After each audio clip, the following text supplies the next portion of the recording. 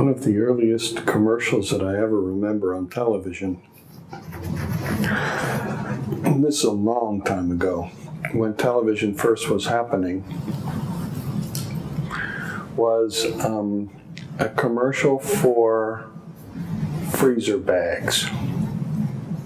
It's just brown paper bags, but these freezer bags were supposed to be strong.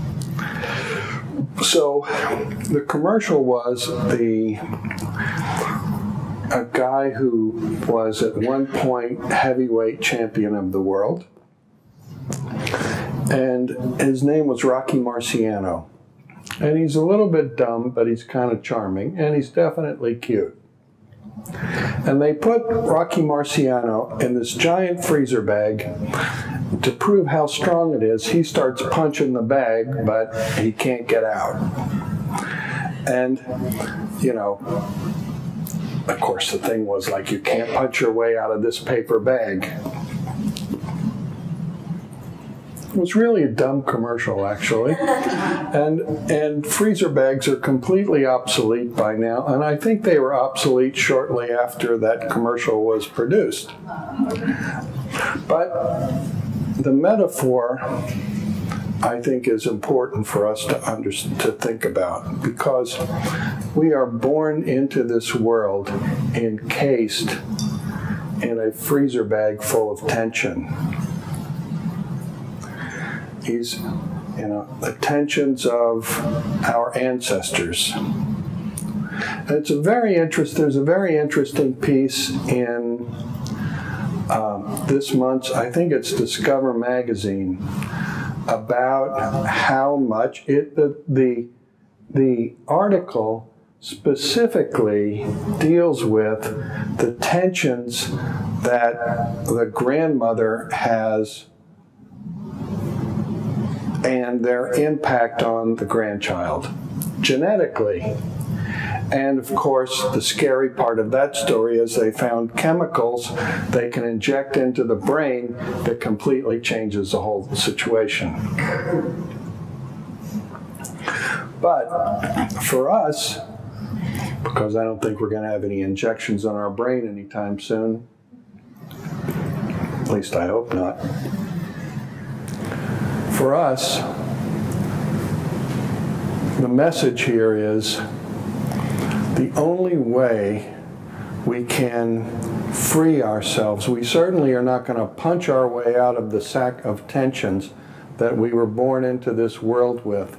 And we're not going to, in all of our efforts to acquire relationships and to make money and have careers or whatever it is that we are struggling to do, we are not going to accomplish by directly engaging our energy in the issue. We cannot, you know, struggle and overcome. That isn't the way. We overcome all the tensions and disappointments and find in ourselves the potential that is invested in us, that life itself has, that is alive within us, we discover by growing, not by fighting, not by struggling, not by even accomplishing. You know, I had a friend who came here to visit me, and it's a guy that I had traveled extensively with in Asia, collecting, going out into the field and collecting primitive textiles and sculpture. Well, primitive is not a good word. Tribal textiles and sculpture, because there was nothing primitive about it at all. And when we settled here in Portland and everything was fixed up, he came to visit once and he said, "Oh, you must be very proud of your accomplishments." And I said to him, actually, you know, for me, all accomplishment is empty.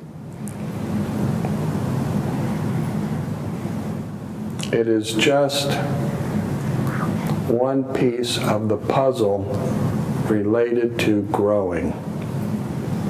Growing, and overcoming, transcending the tensions, the disappointments, the insecurities that we are invested with requires not struggle but surrender. And that surrender, is not something that we do just once. It is something we have to be committed to. So that instead of wrestling with all kinds of useless issues day after day after day, worry, struggle, worry, struggle, worry, struggle, we can let go of the tension and find within ourselves that simple, sweet, profound abundance that is ever present within us. And we can live in connection with that abundance and relate from it to the abundance that is surrounding us. And abundance is not about money, it's about creative energy and the experience of total unity, the total unity of life that we are swimming in. And you can't accomplish anything in a day. You have to have a commitment. It's not a commitment to an ideology. It's not a commitment to a place. It is a commitment to a connection within yourself that nourishes you and uplifts you in time of difficulty especially, allowing you to express in the face of every kind of tension your finest inner quality. And having that experience and expressing that capacity is what you are growing, and it is the pathway to your ultimate fulfillment. What we're doing here is growing. Our method of growing is releasing tensions and allowing our creative energy to flow. Tension and creative energy are exactly the same thing in two different states, and releasing that tension allows our creative energy to flow, and the expansion of the flow within us brings, first of all, physical vitality. Secondly, it brings increased intellectual acuity, and the third thing it brings us is emotional stability and a wealth of refinement from within ourselves that allows for every fine ideal and every fine emotional state to be present within us all the time. Present for ourselves and the people that we share our life with, which of course is ultimately everybody else on the planet. Remember, release tensions, allow creative energy to flow. Namaste. Very nice to be with you.